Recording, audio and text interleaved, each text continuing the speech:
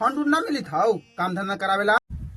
आई आई मुखिया जी बैठी आई ना हमने के काम चला था ना।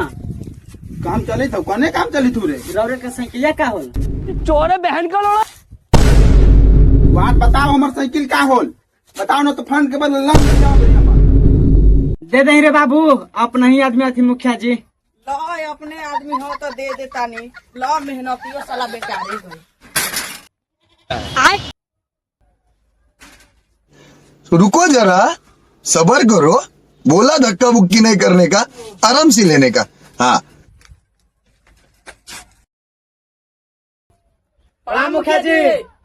मारम पहुंचो देखी साइकिल चुराई था प्रणाम करी था।